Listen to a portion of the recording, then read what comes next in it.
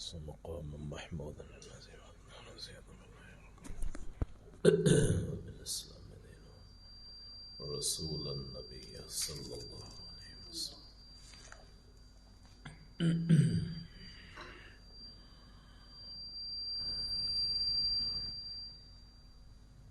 السلام عليكم ورحمة الله وبركاته. آواز استقر. الحمد لله نحمده ونستعينه ونستغفره ونؤمن به ونتوكل عليه. آواز کم کر دیں. ونعوذ بالله من شرور أنفسنا ومن سيئات أعمالنا من يهده الله فلا مضل له ومن يضلله فلا هادي له ونشهد أن لا إله إلا الله وحده لا شريك له ونشهد أن محمدا عبده ورسوله. اللهم صل على محمد وعلى آل محمد كما صليت على إبراهيم وعلى آل إبراهيم إنك حميد مجيد. اللهم بارك على محمد وعلى آل محمد كما باركت على إبراهيم وعلى آل إبراهيم إنك حميد مجيد. رب اشرح لي صدري ويسر لي أمري واحلل عقدة من لساني يفقهوا قولي.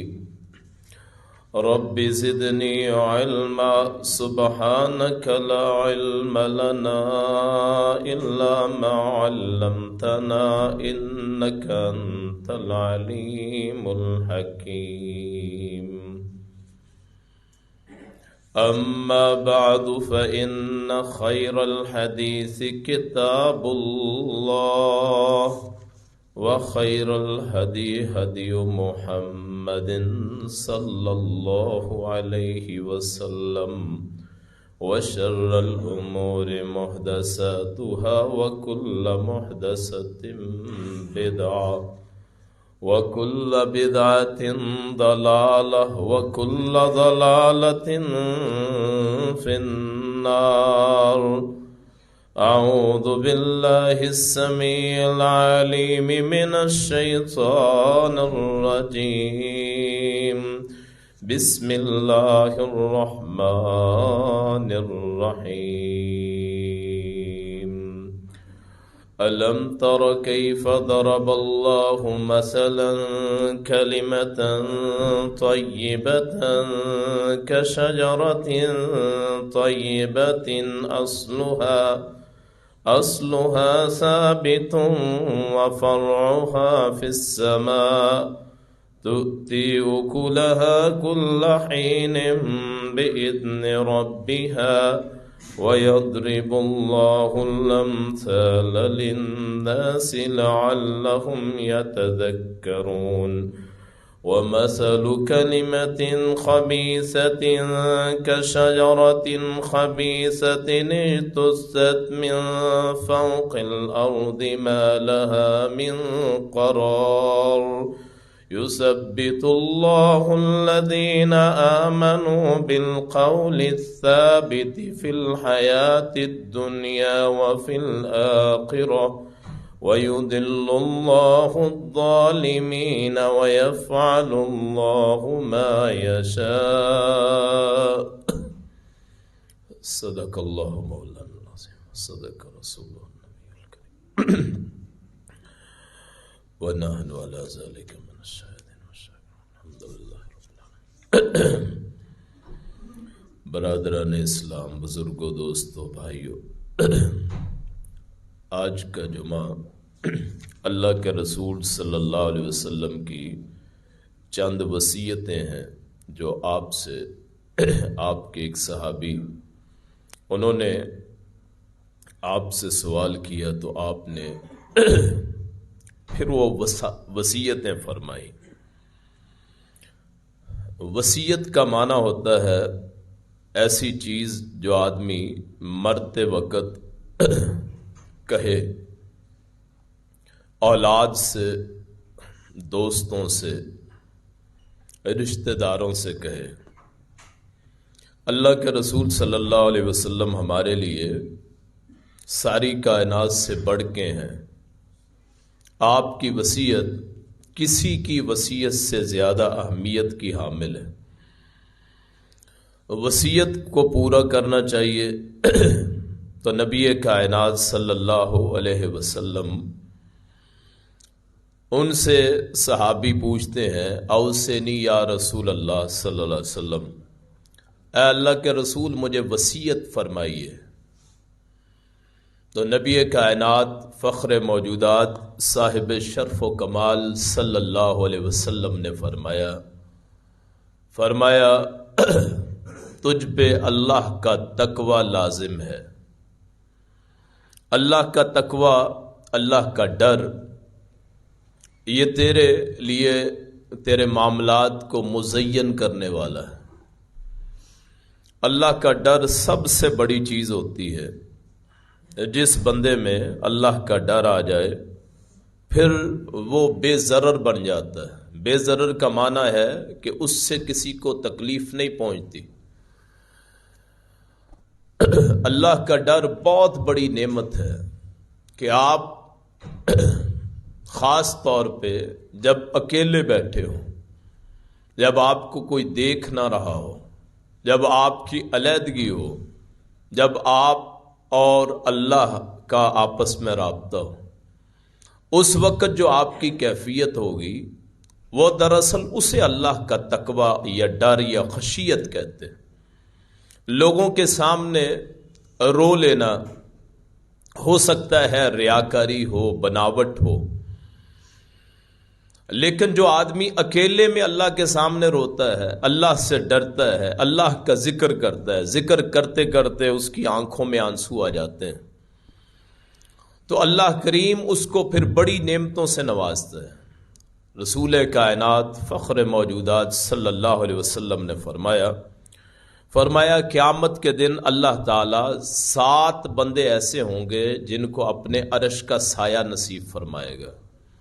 ان میں ایک وہ بندہ بھی ہوگا ذکر اللہ خالیا ففاضت عیناہ، اکیلے بیٹھ کے اللہ کو یاد کر رہا تھا، اللہ کا ڈر اس کے دل میں آ گیا تو اس کی آنکھوں میں آنسو آ گئے، آنسو بہہ پڑے. تو اللہ کریم اس کے عمل کی وجہ سے کسی ایک موقع پہ رویا تھا، اللہ تعالیٰ کل قیامت کے دن اسے اپنے عرش کا سایہ نصیب فرمائیں گے. فرمایا اس بندے کو بھی اللہ کے عرش کا سایہ ملے گا جسے کوئی عورت دعوت گناہ دے تو وہ کہے انی اخاف اللہ، میں اللہ سے ڈرتا ہوں. فرمایا جو بندہ ایسا کرتا ہے اس سے بھی اللہ اپنے عرش کا سایہ نصیب فرمائے. یعنی دنیا کے فتنوں میں اللہ کا ڈر سب سے بڑی چیز ہے. اور جب آپ کے دل میں اللہ کا ڈر آ جاتا ہے پھر آپ کوئی گناہ نہیں کرتے، اس وجہ سے کہ میرا مولا مجھ سے ناراض ہو جائے گا. میرا مولا اگر مجھ سے ناراض ہو گیا تو دنیا میں میرے لیے کیا باقی رہ جائے گا؟ کہ دنیا میں ایک وہی تو ذات ہے جو سب سے زیادہ محبت کرنے والی ہے، جو سب سے زیادہ الفت کرنے والی. لفظ اللہ کا ایک معنی یہ بھی ہے کہ ایسی ذات جس کے احسانات اتنے زیادہ ہیں کہ ہم اس احسانات کی وجہ سے ہم اس سے محبت کرتے ہیں. تو اگر میں گناہ کیا میں نے تو اللہ کے احسانات کی فراموشی ہو جائے گی، اور میں اللہ کا احسان فراموش ہو گیا تو میرے لیے دنیا میں اور کوئی جگہ نہیں ہے. تو اللہ کے ڈر کا سب سے بڑا فائدہ یہ ہے کہ آدمی گناہوں سے بچتا ہے، اللہ کی نافرمانی سے بچتا ہے. اللہ کی نافرمانی کے آگے وہ ساری کائنات کو حقیر سمجھتا ہے. اب ایک مومن کے لیے اللہ کی ذات کے مقابلے میں ساری کائنات ہیچ ہے، نیچ ہے. ساری کائنات ذلیل ہے، اللہ کی ذات کے سامنے، اللہ کے تقوی، اللہ کے خشیت، اللہ کے ڈر کے سامنے پوری کائنات کی کوئی ویلیو نہیں ہے۔ اور جس سے اللہ تعالیٰ راضی ہو گیا اس کے تقوی کی وجہ سے، پرہیزگاری کی وجہ سے، اس جیسا کائنات میں کوئی خوش بخت ہو ہی نہیں سکتا۔ فرمایا تو اللہ کا ڈر اپنے دل میں رکھ۔ اپنے صحابی کو فرمایا اللہ تعالیٰ تیرے لیے اسے خوشنما بنا دے گا۔ آدمی کا دل روشن ہو جاتا ہے جب آدمی اللہ سے ڈرتا ہے۔ دل ویسے خون سے دل آباد ہوتا ہے کہ خون کی جو رگیں ہیں وہ دل سے خون لے کے سارے جسم کو خون فراہم کرتی ہیں۔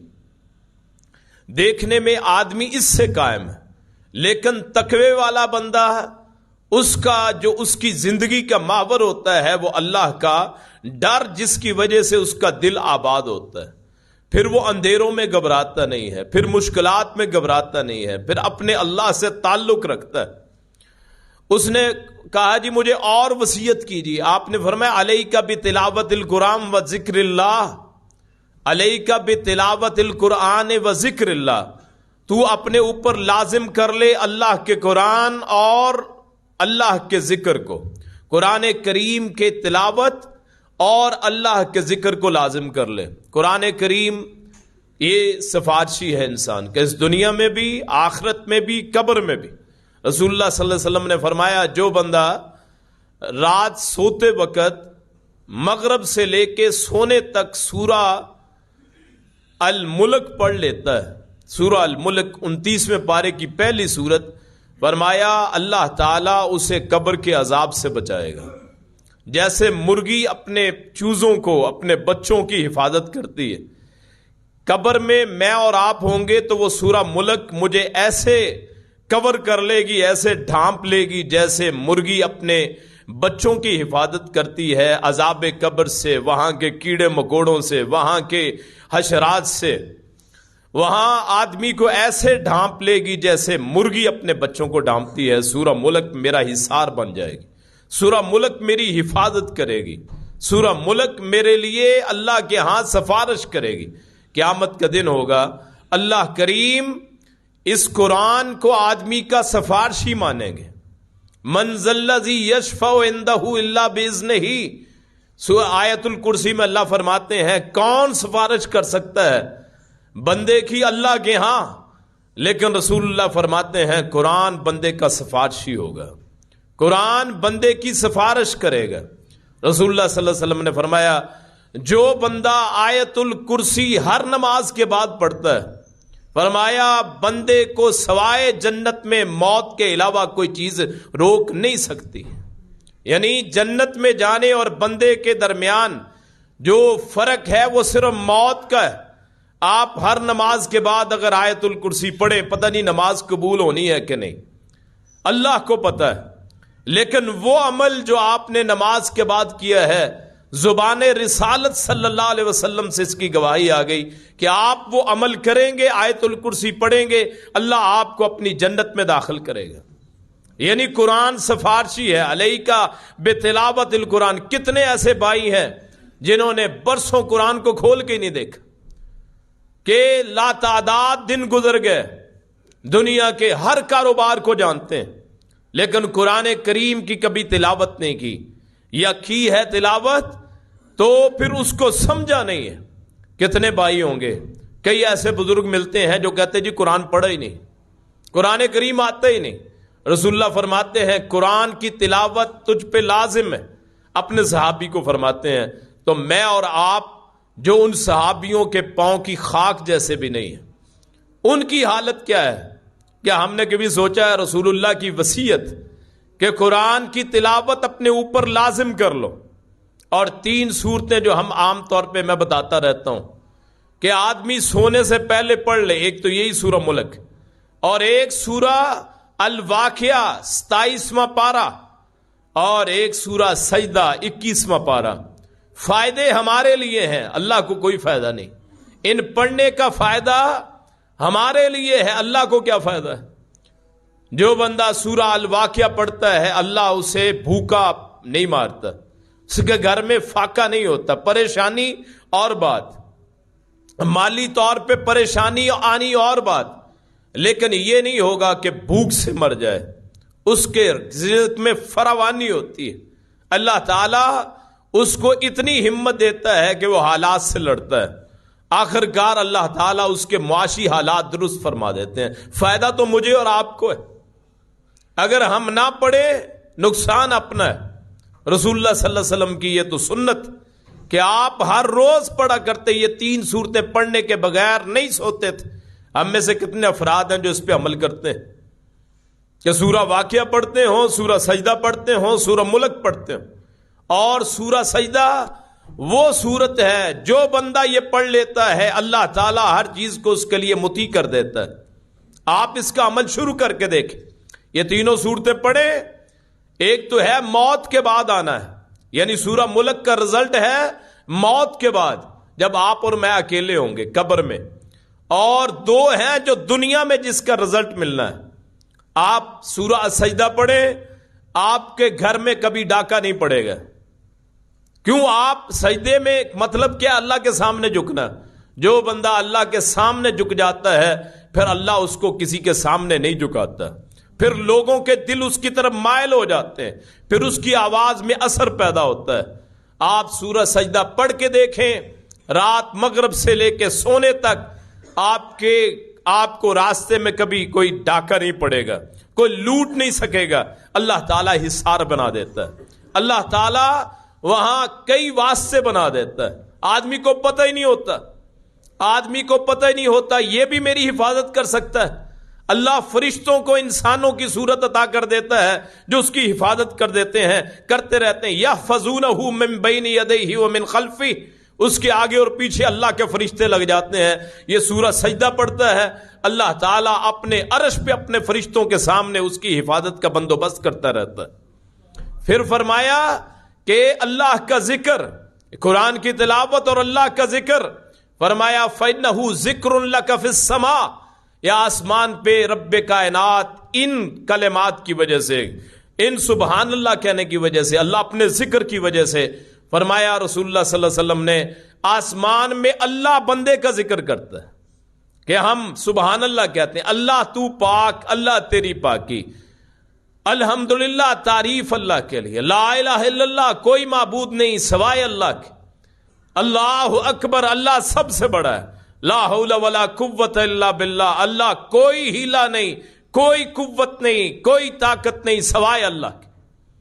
اور اس کے علاوہ جو اللہ کے نام, ان کا ورد 99 نام جب بندہ اس دنیا پہ بیٹھ کے لیتا ہے, اللہ فرشتوں کی مجلس میں اللہ بندے کا ذکر کرتا ہے.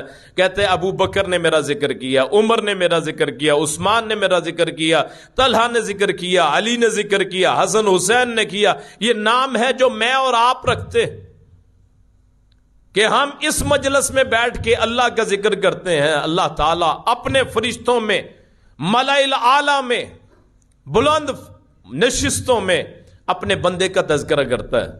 وہ اللہ جس کو ہم پوجتے ہیں وہ کتنا خوش نصیب ہوگا جس کا نام اللہ اپنے فرشتوں کے سامنے لیتا ہے وہاں. اور پھر فرمایا نور لک فی الارض, قرآن کریم کی تلاوت اپنے اوپر لازم کرو, اللہ کا ذکر لازم کرو, دنیا میں اللہ تیرے لیے نور بنا دے گا.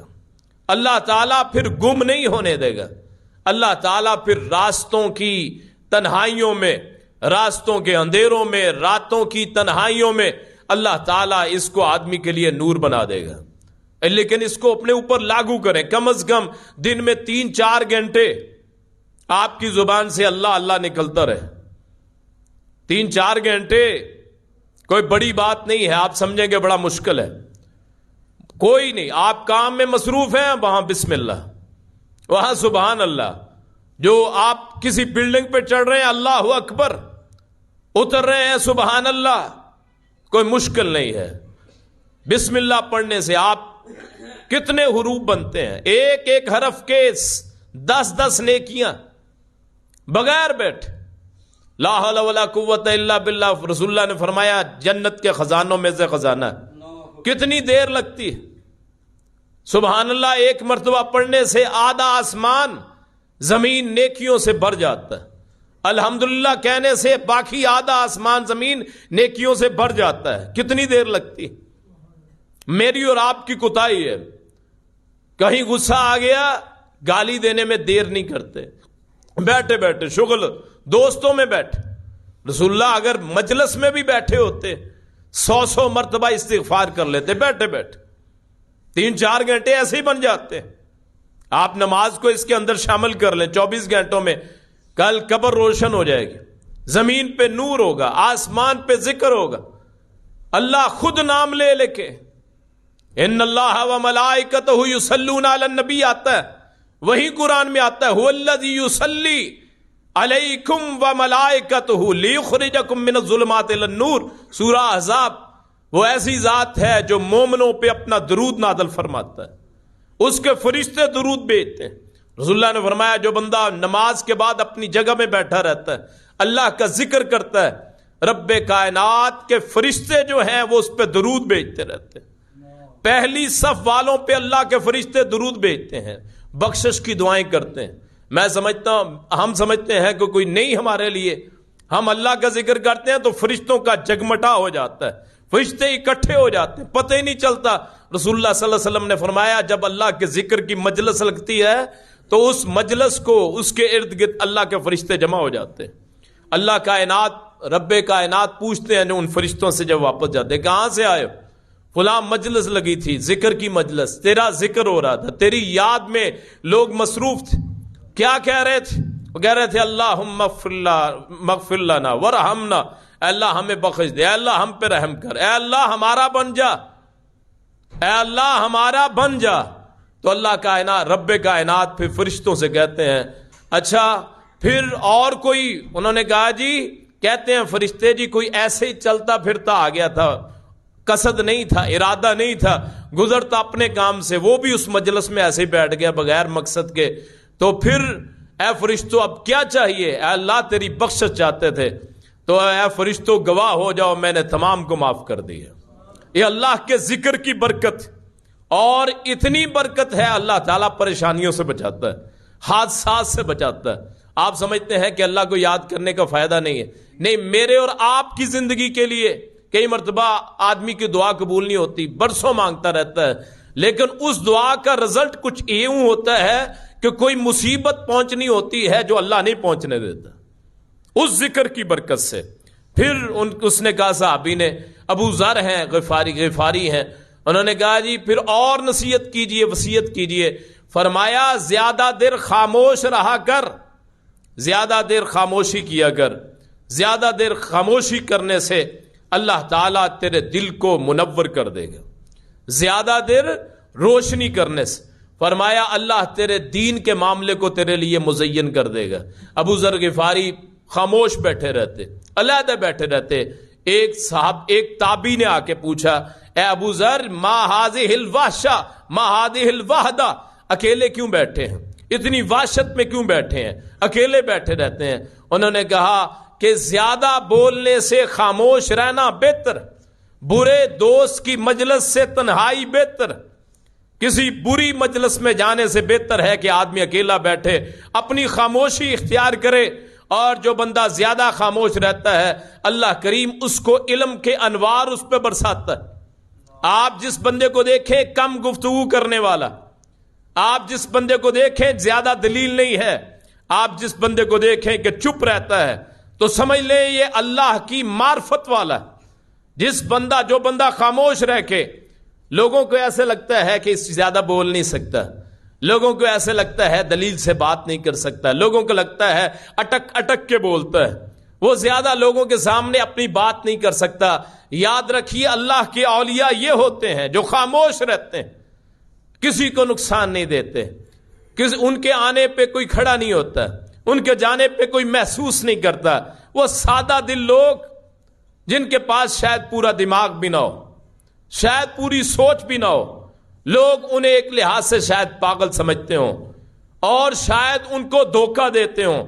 یاد رکھیے اگر اللہ کی اولیاء تلاش کرنے ہیں تو ایسے لوگ ہوتے ہیں جن کے آنے پہ سادہ مومن جن کے آنے پہ نہ کوئی خوشی ہوتی ہے نہ جانے پہ کوئی غم ہوتا ہے، دراصل یہ وہ لوگ ہوتے ہیں جو اللہ کے مقرب ہوتے ہیں، یہ وہ لوگ ہوتے ہیں جن کے ہمراز فرشتے بنتے ہیں، یہ وہ لوگ ہوتے ہیں جن کے ساتھ اللہ کی تائید اور مدد ہوتی ہے، یہ وہ لوگ ہوتے ہیں یہ پڑھنے پہ آئیں اٹک اٹک پہ پڑھیں تو اللہ تعالیٰ دورے دورے ثواب عطا فرماتا ہے۔ رسول اللہ صلی اللہ علیہ وسلم نے فرمایا الماہر بالقرآن مع الکرام السفر البررہ سفرت البررہ، وہ جو قرآن کو بڑا ماہر آدمی ہے وہ معزز فرشتوں کے ساتھ ہوگا، اور وہ شخص جو قرآن اٹک اٹک کے پڑھتا ہے جس کی زبان نہیں چلتی، فرمایا اللہ اسے دورہ ثواب عطا فرماتا ہے۔ فرمایا یہ اس کے فائدے، خاموش رہنے کے فائدے کیا ہیں کہ قیامت کے دن اللہ اس کی خاموشی کو عبادت میں بدل دے گا، اس کے چپ رہنے کو اللہ تعالیٰ عبادت کا درجہ دے دیتا ہے۔ اس نے پوچھا جی پھر مجھے اور وصیت کیجئے، اور وصیت فرمایا پھر اپنے آپ پہ حسن اخلاق اپنے آپ پہ طاری کر لے، کہ تیرا اخلاق اتنا اچھا ہو کہ دیکھنے والا واقعتاً مانے کہ یہ مسلمان ہے اس کے اخلاق کی وجہ سے، یہ نہ ہو کہ زبان کی تیزی کی وجہ سے کہ لوگوں کے سامنے بڑا ہوشیار ہے لیکن اس کی وجہ سے کسی کا دل دکھ گیا، کسی کی عزت پہ حرف آ گیا، کو دیکھنے والا سمجھے بڑا تیز ترار آدمی ہے لیکن کسی آدمی کا دل دکھ گیا، اس ایک دل دکھنے کی وجہ سے آدمی کے لیے شاید جہنم واجب ہو جائے۔ رسول اللہ صلی اللہ علیہ وسلم نے فرمایا بسا اوقات بندہ ایسی بات کر بیٹھتا ہے جس بات میں کوئی حرج نہیں سمجھتا، بعد میں سمجھتا ہے کوئی مسئلہ نہیں ہے، لیکن وہ اللہ کو اتنا ناپسند ہوتا ہے کہ اللہ اس ایک کلمے کی وجہ سے اللہ رب کائنات وہ اسے دوزخ میں پھینک دے۔ 70,000 سال کے فاصلے سے جو بین السماوات والارض، آسمان و زمینوں کا فاصلہ ہے، اللہ کائنات کی رحمت سے، رب کائنات کی رحمت سے دور ہو جاتا ہے۔ اپنی زبان، حسن اخلاق، آپ یہ جو تبلیغ ہے اس میں ہم نے مسائل بیان کرنے، سخت بات بھی ہوتی ہے نرم بات بھی ہوتی ہے، اس کا حسن اخلاق سے تعلق نہیں ہوتا کہ آپ تبلیغ میں کہیں جی میٹھا انداز ہو۔ آپ تقریب اللہ کے رسول کا انداز کیا ہے کہ آپ کی آنکھیں سرخ ہو جاتی ہیں، آپ کی آواز بلند ہو جاتی، گویا آپ لشکروں کو ڈرا رہے ہیں، لیکن عام گفتگو میں جب آپ لوگوں میں بیٹھیں تو آپ کے چہرے پہ مسکراہٹ، آپ تبسم سے بات کریں، آپ کھلکھلائیں اور آپ ہنسیں، آپ مسکرائیں، اللہ اس کو بھی آپ کی عبادت میں شامل کر دیتا ہے۔ اس نے کہا جی مجھے ایک اور وصیت کیجئے، فرمایا زیادہ نہ ہنسا کر، اتنا ہنسنا کہ آپ کے سارے دانت نظر آئیں۔ حضرت عائشہ فرماتی ہیں میں نے کبھی اللہ کے رسول کو پورا منہ کھول کے ہنستے نہیں دیکھا، پورا منہ ہنستے۔ اس کا نقصان کیا ہے؟ حدیث کہتی ہے، آپ کی وصیت کہتی ہے، زیادہ ہنسنے سے دل مردہ ہو جاتا ہے، چہرے کا نور ختم ہو جاتا ہے۔ کتنے اسٹیج ڈراموں کے نام پہ، تھیٹر کے نام پہ، جھوٹ مذاق میں ایک دوسرے پہ تنقید کرنے والے، اور ان کی پھر موتیں دیکھیں، اور ہم شاید انہیں پسند کرتے ہوں۔ یاد رکھیے رسول اللہ صلی اللہ علیہ وسلم کی حدیث یاد کیجئے، ہم ہنستے ہیں ان لطیفوں پہ۔ رسول اللہ نے فرمایا وہ بندہ جو مذاق میں لوگوں کے ہنسنے کے لیے جھوٹ بولتا ہے، اللہ تعالیٰ اس سے نفرت فرماتا ہے، اللہ تعالیٰ نفرت فرماتا ہے۔ اپنی زبان کو حسن اخلاق کے دائرے میں، کہ آپ کے بولنے سے لوگ خوش، آپ کے بولنے سے لوگوں پہ سکون نازل ہو۔ اللہ کے رسول صلی اللہ علیہ وسلم مسکرایا کرتے تھے، جب آپ مسکراتے آپ کے دانتوں سے گویا نور نکلتا۔ صحابہ فرماتے ہیں کہ آپ نماز کے بعد، فجر کے بعد ہماری طرف منہ کر کے بیٹھ جاتے، آپ پھر صحابہ باتوں میں مصروف ہو جاتے، آپ کے ارد گرد بیٹھتے، وہ جاہلیت کے معاملوں پہ گفتگو کرتے، صحابہ ہنستے، آپ صرف مسکرا دے۔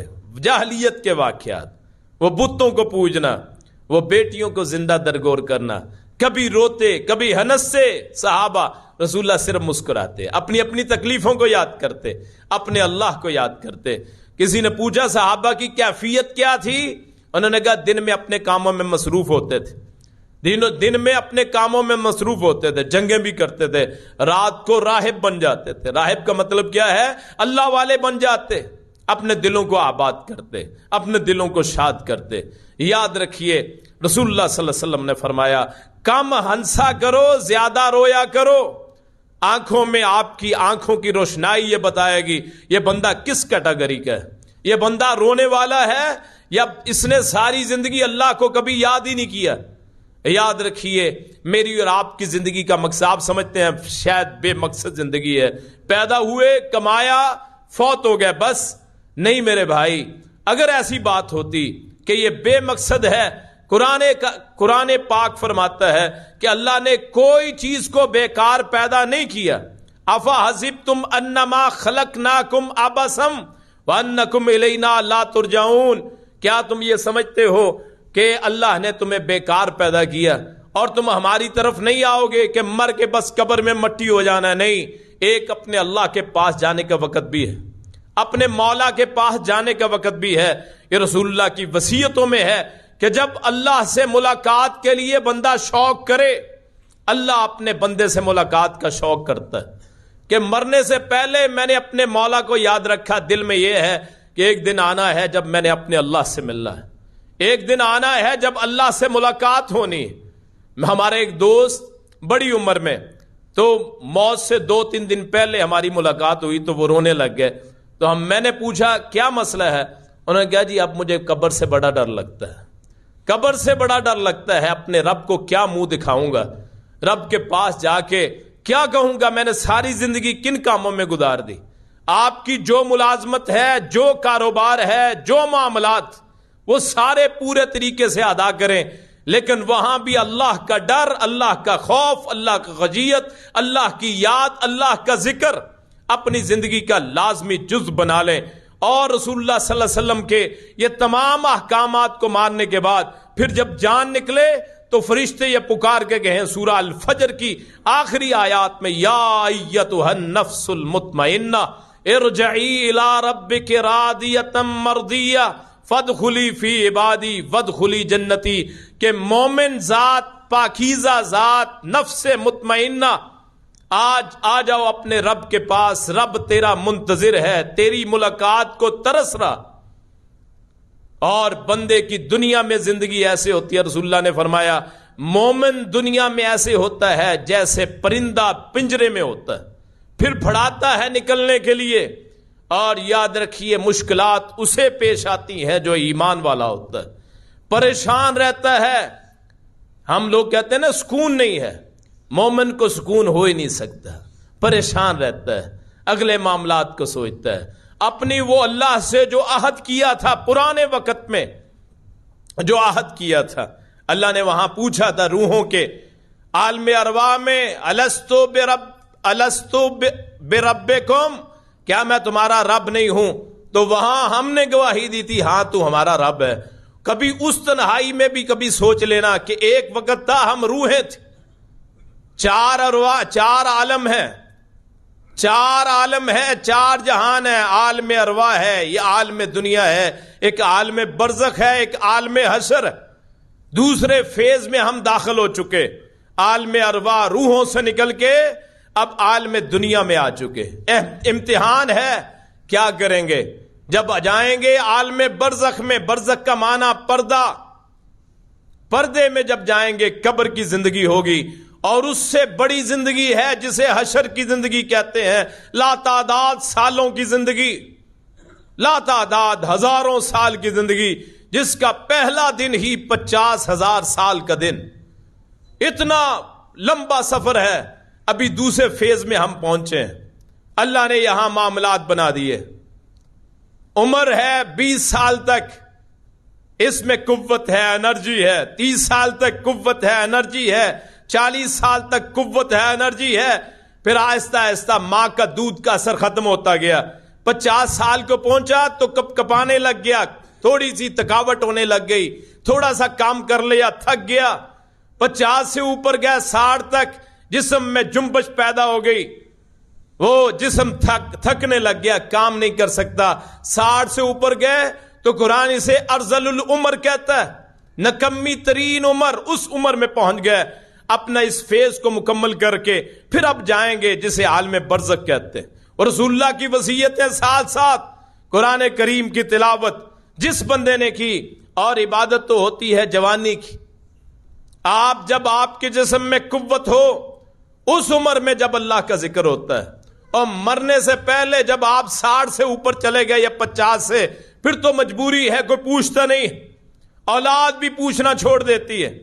ان والدین سے پوچھئے جن کی اولاد یہ چاہتی ہے کہ ہم ترقی کریں اور اتنا دور نکل جائیں کہ باپ پیچھے سے بیٹھا یاد کرتا رہے، کہ وہ اولاد جو سمجھتی ہے کہ ٹھیک ہے ہماری زندگی باہر کے ملکوں میں، اور والدین کی حسرت ہوتی ہے بڑی عمر میں ان کی کوئی خدمت کرے۔ یاد رکھیے پیسوں کی کوئی قیمت نہیں ہوتی، کروڑ روپے بھی ہو، ماں باپ کی خدمت کے آگے وہ بھی نیچ ہے، حقیر۔ وہ تو آپ کو دیکھ دیکھ کے جیتے ہیں۔ ان والدین کے چہروں کو کبھی دیکھیے کہ جب آپ ان کو نظر آتے ہیں تو ان کی آنکھوں میں چمک آتی، سارے دن کی تھکاوٹ اپنی اولاد کو دیکھنے سے ختم ہو جاتی ہے۔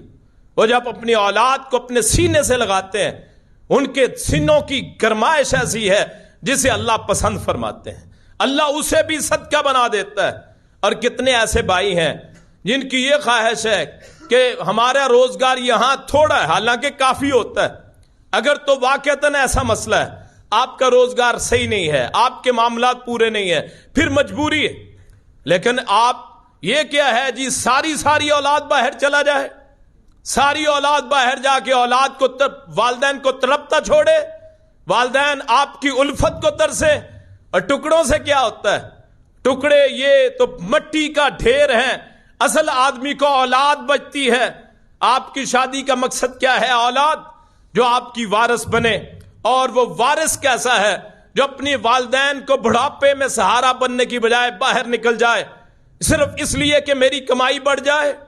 اللہ کریم کا اصول ہے جو والدین کے ساتھ رہتا ہے، ان کی خدمت کرتا ہے، ان کو ایسے سمجھتا ہے جیسے انہوں نے مجھے پالا، چھوٹی چھوٹی مشکلات میں ان کے ساتھ رہتا ہے، کبھی پاؤں دبائے، کبھی ہاتھ دبائے، کبھی پانی لا کے دیا، کھانا لا کے دیا، ان ٹکڑوں سے 1000 گنا بہتر۔ پتہ اس وقت چلے گا جب یہ دنیا سے چلے جائیں گے۔ اپنے والدین کی خدمت بھی گویا ایسے ہے جیسے اللہ کا ذکر، جیسے اللہ کا ذکر ہے، وہ ہمارا رب ہے اوپر والا، اور یہ ہمارا رب ہے ماں باپ جو ہمیں جنہوں نے پالا۔ چھوٹے چھوٹے سردیوں کے موسم میں اٹھ کے اولاد کو ڈھانپتے ہیں، اٹھ کے اولاد کو دیکھتے ہیں، بیٹے کو کوئی مسئلہ نہیں، اولاد کو کوئی مسئلہ نہیں۔ اور جب اللہ ہمیں قوت دے صرف اس لیے کہ پیسوں کی خاطر ہم باہر کے ملکوں میں چلے جائیں، اور اولاد والدین کو بے سہارا چھوڑ دے، بے سہارا ہوتے ہیں۔ یاد رکھیے پیسے کی کوئی قوت نہیں ہوتی، اصل قوت ہوتی ہے تعلق کی جو آپ کو آپ کے والدین سے ملاتی۔ اللہ کے رسول صلی اللہ علیہ وسلم کے پاس ایک بندہ آیا، یہ بھی وصیت، اللہ کے رسول میں نے جہاد پہ جانا ہے۔ آپ نے فرمایا تیرے والدہ کا حیون، کیا تیرے والدین زندہ ہیں؟ اس نے کہا ہاں جی والدین زندہ ہے۔ فرمایا ان کی خدمت کر، رسول اللہ کی وصیت ہے، اللہ تجھے جہاد کا ثواب عطا فرمائے۔ یعنی اللہ کے رسول کی وصیتیں ہیں عمل کرنے کے لیے، اور ہم کہاں کے جہان میں رہتے ہیں، کوئی پتہ نہیں اگلا سانس آنا ہے کہ نہیں۔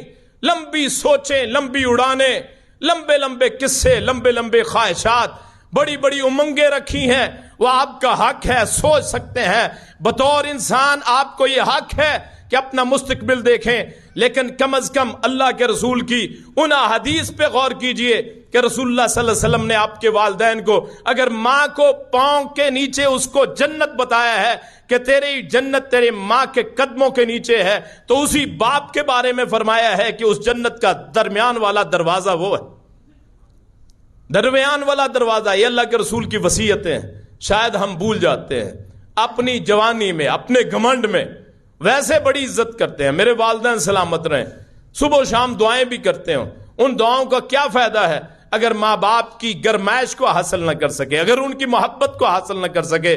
یاد رکھیے اپنے اللہ کے رسول صلی اللہ علیہ وسلم کی وصیت کو یاد کیجئے والدین کے بارے میں۔ اور مزہ تو تب ہے بڑی عمر کا ہو گیا ہو باپ، کر کچھ نہیں سکتا، ہاتھ کامتے ہوں، اور اولاد جوان ہو، جوان اولاد سامنے کھڑی ہو، میں کہ میرے بابا کا حکم ہو تو میں اپنی جان بھی قربان کر دوں۔ مزہ تو تب ہے، اور جب تک کما کے دیتے ہیں اس وقت تک تو ہے ہی محتاج کہ باپ دیتا ہے.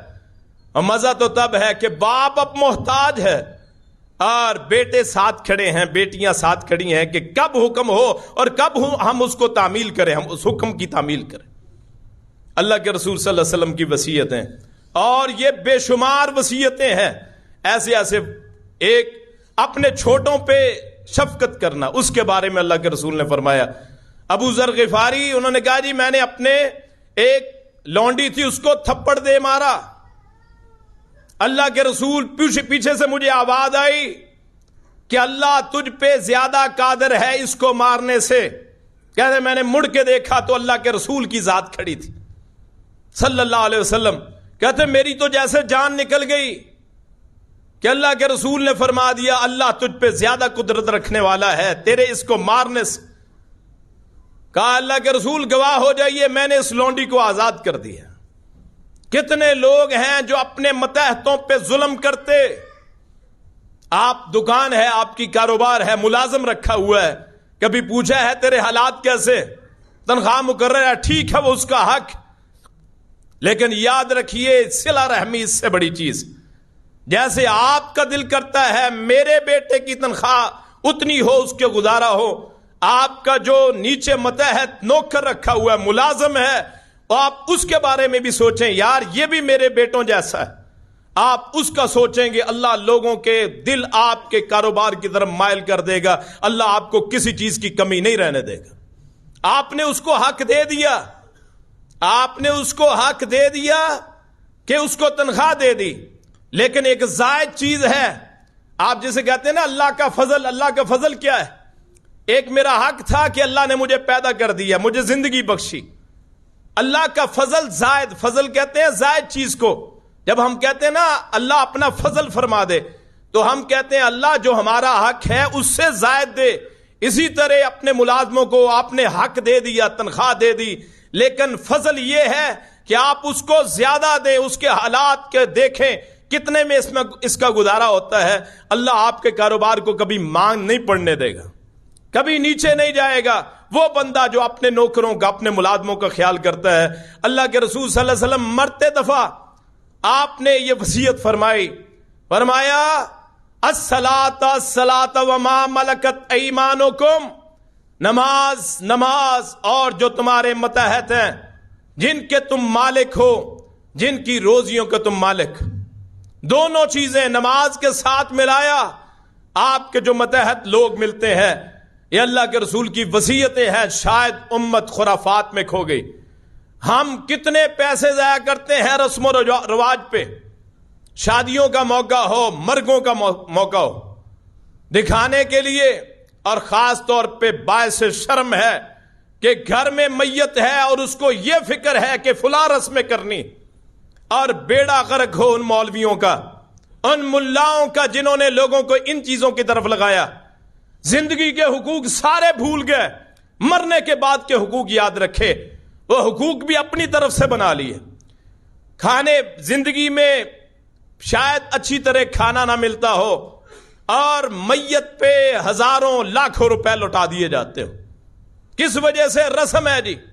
اگر کہا جائے یہ رسم نہ کرو, نہیں جی لوگوں کی کھائی ہے ہم نے بھی کرنی.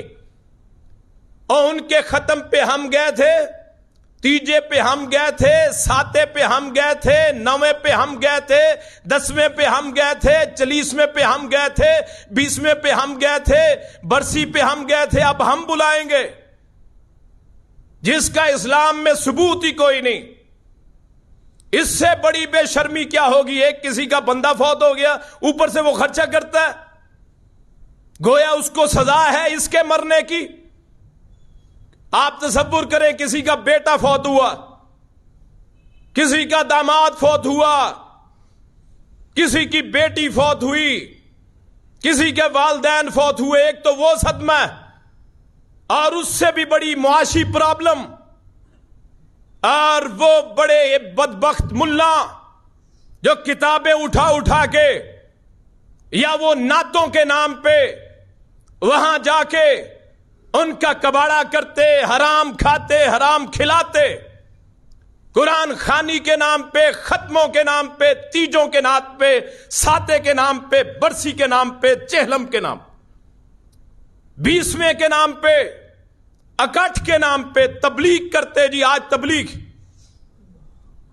ہزاروں روپے، لاکھوں روپے، اور زندگی کے حقوق کا تحفظ کرو. مرنے کے بعد اللہ کے سپرد ہے. اگر آپ جنازہ نہ بھی پڑھیں، اللہ کو پتا ہے بخشنا ہے کہ نہیں بخشنا ہے. کتنے گھروں میں قرضے اس وجہ سے بڑھ گئے کہ فوتگی ہوگی، اس کے اوپر رسمیں کرنے کے لیے قرض پکڑ لیا. ناجائز، حرام معاشرہ، بے حس پورا معاشرہ، اور اس کو پورا مذہب کا نام دے دیا. پورے فرقے بنا کے اس کو لوگوں نے پوجا. اگر کوئی نہ کرے رسمیں، مر گیا مردود، نہ فاتحہ نہ درود کہہ کے اس کے اوپر فتوے لگائے. مولویوں کی کمائیوں کے لیے، پیٹوں کے لیے آپ اللہ کو ناراض کریں. کہاں کا یہ فائدے کا سودا ہے؟ خدا کے لیے آئیں، ان رسموں سے نکلیں، رسول اللہ کی وصیت کو یاد کریں. آپ کی، میں کہتا ہوں، قرآن کریم میرے سامنے ہے، اللہ کی قسم ان رسموں کی کوئی حیثیت نہیں. رسول اللہ صلی اللہ علیہ وسلم کی زندگی میں آپ کے بے شمار ساتھی شہید ہوئے. 70 قرائے کرام ایک موقع پہ شہید ہوئے. صرف 5 منٹ میں آپ کے لوں گا. 10 قاری قرآن ایک موقع پہ شہید ہوئے کہ وہ لے گئے تبلیغ کے نام پہ آگے قتل کر دیا. 14 صحابہ کرام غزوہ بدر میں شہید ہوئے. 71 صحابہ کرام غزوہ احد میں شہید ہوئے. آپ کی زندگی میں غزوہ موتا میں 3 آپ کے کمانڈر شہید ہوئے. عبداللہ بن رواحہ، جعفر بن ابی طالب اور زید بن حارثہ، جن کو آپ نے منہ بولا بیٹا بنایا. ایک چچا کے بیٹے جعفر بن ابی طالب، کسی ایک کی کوئی رسم نہیں. آپ کی 3 بیٹیاں زندگی میں فوت ہوئیں، 3 بیٹے زندگی میں فوت ہوئے، کوئی رسم نہیں. اگر اس ابھی بھی کسی کو سمجھ نہ آئے، ایک صحابی ہیں عثمان بن مظعون رضی اللہ عنہ، مدینے میں سب سے پہلے آ کے وہ فوت ہوئے. ہجرت کے بعد مدینے میں آ کے سب سے پہلے نیک صحابی، کسی رسم کا کوئی وجود نہیں. کیا وجہ ہے؟ ہم اپنے آپ کو رسول اللہ سے سپیریئر سمجھتے ہیں. ہم اپنی رسومات کو اللہ کے رسول سے اوپر سمجھتے ہیں. ہم اپنے آپ کو یہ سمجھتے ہیں کہ قرآن کی ہمیں سمجھ زیادہ ہے. ہم سمجھتے ہیں کہ شریعت سے ہم اوپر ہیں. اللہ کی قسم ہے، ساری کائنات مل کے محمد رسول اللہ کے پاؤں کی خاک کے برابر نہیں ہو سکتی. یہ رسموں کو، ان کا بائیکاٹ کیجئے. اگر آپ نے کھائی ہیں کسی کے گھر جا کے، اللہ سے توبہ کیجئے. میں نے اور آپ نے اللہ کے حضور پیش ہونا ہے، قبر میں جانا ہے. قبر میں وہاں سانپ بچھو میرے اور آپ کے منتظر ہیں. اگر ہم نے اپنی اصلاح نہ کی، رسول اللہ کے دین کی طرف نہ لوٹ آئے. رسول اللہ کی جو وصیتیں ہیں ان پہ عمل کیجئے. قرآن پڑھیے، اللہ کا ذکر کیجئے، لمبی خاموشی اختیار کیجئے، حسن اخلاق اختیار کیجئے، زیادہ مت ہنسیے، زیادہ روئیے اللہ کے سامنے. اپنی زبانوں کو اللہ کے ذکر سے معطر کیجئے، اللہ کا ذکر کیجئے. ان رسومات سے برات کا اعلان کیجئے. جس مکتبہ فکر کے ہیں، اپنے مکتبہ فکر میں رہتے ہوئے ان رسومات کا بائیکاٹ کیجئے. نہ مرگ کی کوئی رسم، نہ خوشی کی کوئی رسم. مہندی کے نام پہ وہ طوفان بدتمیزی برپا کیا جاتا ہے، اور وہاں وہ موسیقی کے تڑکے لگائے جاتے ہیں کہ اللہ ناراض ہوتا ہے. اور پھر جہیز کے نام پہ لمبی لسٹیں. خدا کا خوف کیجئے. معاشرہ کہاں سے کہاں پہنچ گیا. ہمیں وہی رسومات کی فکر ہے. بیٹیوں والے پریشان کہ بیٹیاں کیسے ان کو بیاہ، ان کی شادی کریں. اور اگر ان لوگوں کے پیچھے چلیں تو ایسے قرضوں میں دب جائیں کہ برسوں لگیں کہ اپنے کندھے آپ کے جھک جائیں. اللہ پاک مجھے آپ کو صحیح معنوں میں دین کو سمجھنے کی، اس پہ عمل کرنے کی توفیق عطا فرمائے. آخر دعوانا ان الحمدللہ رب العالمین.